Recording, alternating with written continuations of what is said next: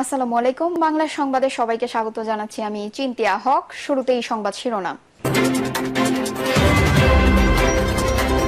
মানুষের দুমুঠো খাওয়ার নিশ্চয়তা দেওয়ার দল বিএনপি, বলছেন রিজভী।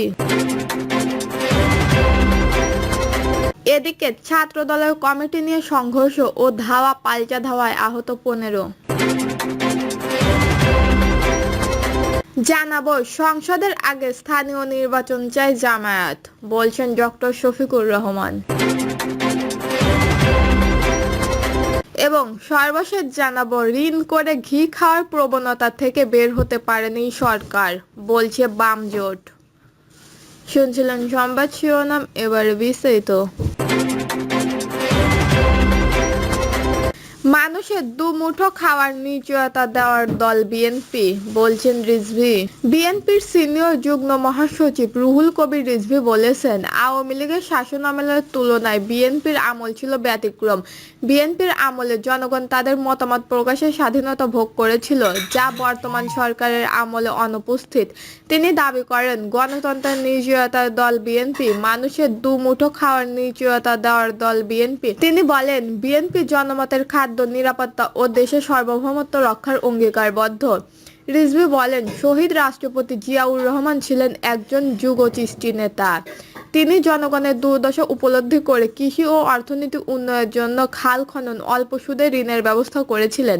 এই পদক্ষেপগুলো জনগণকে শক্ত ভিত্তির ওপর দাঁড় করিয়েছিলেন, যা তাকে রাখার রাজা উপাধি দিয়েছিল।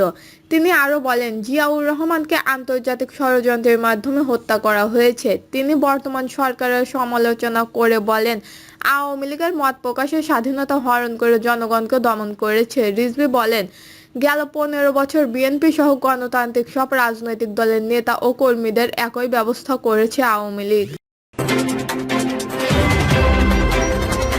ছাত্র দলের কমিটি নিয়ে সংঘর্ষ ও ধাওয়া পাল্টা ধাওয়া, আহত 15।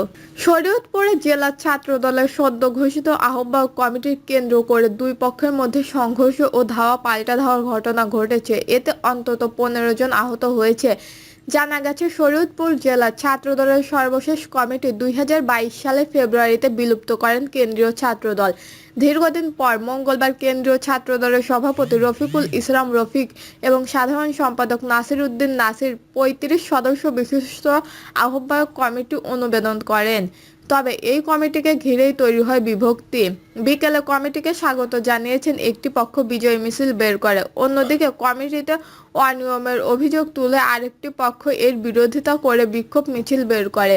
দুটি মিছিল যথাক্রমে পালং মডেল থানার সামনের গেট ও পেছনের গেট হয়ে যাওয়ায় মুখোমুখি হলে উত্তেজনা ছড়িয়ে পড়ে। এক পর্যায়ে এক পক্ষ আরেক পক্ষের ওপর হামলা চালাতে শুরু হয় সংঘর্ষ। এতে অন্তত 15 জন আহত হন। পরে স্থানীয়দের সহায়তায় পুলিশ পরিস্থিতি নিয়ন্ত্রণে আনে এবং আহতদের উদ্ধার করে শরীয়তপুর সদর থানা হাসপাতালে ভর্তি করা হয়। এই বিষয়ে জেলা ছাত্র দলের সদস্য সচিব সোহেল তালুকদার বলেন, অনেকে কাঙ্ক্ষিত পথ না পাওয়ায় ক্ষুণ্ণ প্রতিক্রিয়া দেখাচ্ছে।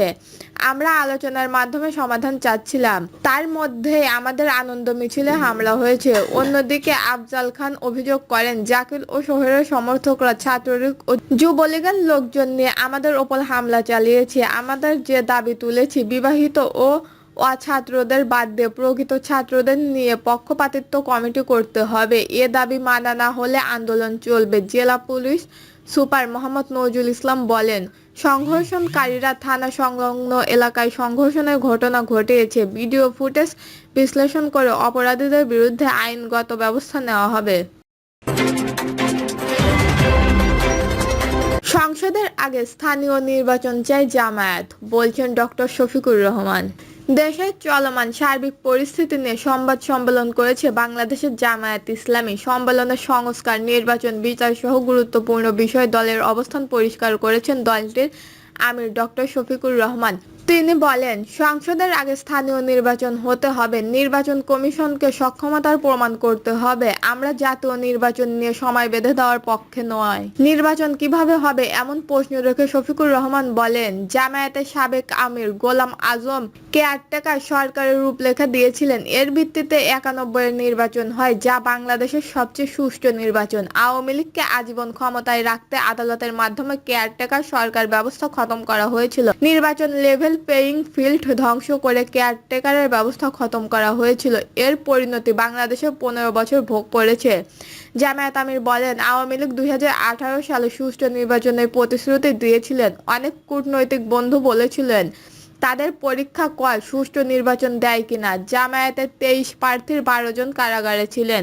তারপরেও আগের রাতে ভোট নিয়ে ফেলেছিলেন আওয়ামী লীগ। 7ই জানুয়ারি নির্বাচনের পর আওয়ামী লীগ ঘোষণা দিয়েছিল 2041 সাল পর্যন্ত ক্ষমতায় থাকবেন।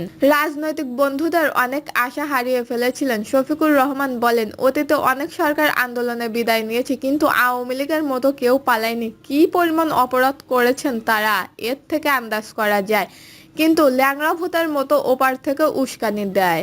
দেশ যেমন শিক্ষা দরকার ছিল, তা না থাকায় বেকারত্ব বেড়েছে বলে মন্তব্য করেন জামায়াত আমির। তিনি বলেন, এটা আর শুনতেই চাই না। রাজনৈতিক দৃশ্যপট বদলানোর পর ধর্মীয় পরিচয়ের কারণে কারো ওপর হামলা হবে। বাংলাদেশের সমস্যা হলো, জিতলে বলে নির্বাচন সুষ্ঠু, হারলে বলে দুষ্ট।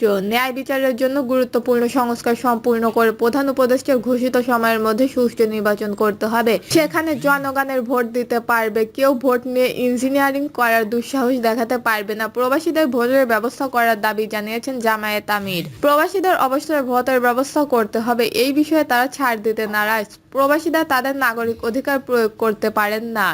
তারা নির্বাচন কমিশনের কাছে দাবি জানিয়েছেন, প্রবাসীরা যেন ভোট দিতে পারেন তার ব্যবস্থা করার জন্য। এটা কোনো কঠিন বিষয় নয়, কিন্তু ইসির পক্ষ থেকে তারা কোনো অগ্রগতি দেখতে পাচ্ছেন না। শুধু ভোটাধিকার নয়, রেমিটেন্সের যুদ্ধে হিসেবে প্রবাসীদের আরও যা পাওনা তা দিতে হবে। এখানে আপোষের জায়গা নেই। বাংলাদেশের ওপর কারো আধিপত্য মেনে নেওয়া যাবে না। জামায়াতের এই অবস্থা জানিয়ে শফিকুর রহমান বলেন, প্রতিবেশীদের সঙ্গে সম্পর্ক রক্ষা করার পক্ষে জামায়াত। বাংলাদেশের ন্যায্য সম্মান দিতে হবে। জামায়াত আমির বলেন, আশা করছি দ্রুত নিবন্ধন এবং প্রতীক ফিরে পাবো।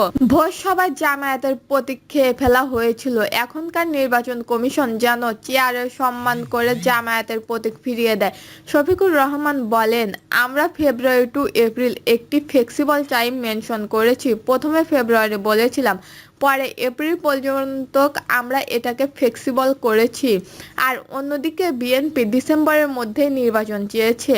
শফিকুর রহমান বলেন, ফেব্রুয়ারির মাঝামাঝি অথবা এপ্রিলের মধ্যে নির্বাচনের দাবি তারা জানিয়েছেন। আগামী রোজার আগে অথবা যদি কোনো কারণে সম্ভব না হয়, তাহলে যেন এপ্রিলের মধ্যেই নির্বাচন দেওয়া হয়, কারণ আবহাওয়ার কারণে মে মাসের পর নির্বাচন করা সম্ভব নয়। নির্বাচন সুষ্ঠু, ভোটের তালিকা, জুলাই সনদ ও ঘোষণাপত্র 5টি ন্যূনতম সংস্কার করে নির্বাচন চায় জানিয়ে জামায়াত আমির বলেছেন, প্রধান উপদেষ্টা একটা সময়সীমা দিয়েছি, জামায়াতও মতামত দিয়েছি। দর্শক, এই ছিল এখনকার সর্বশেষ নিউজটি ভালো লাগলে একটি লাইক দিন, কমেন্টে আপনার মতামত জানান এবং আমাদের পাশে থাকার জন্য বেল বাটনটি অন করে রাখুন। ধন্যবাদ।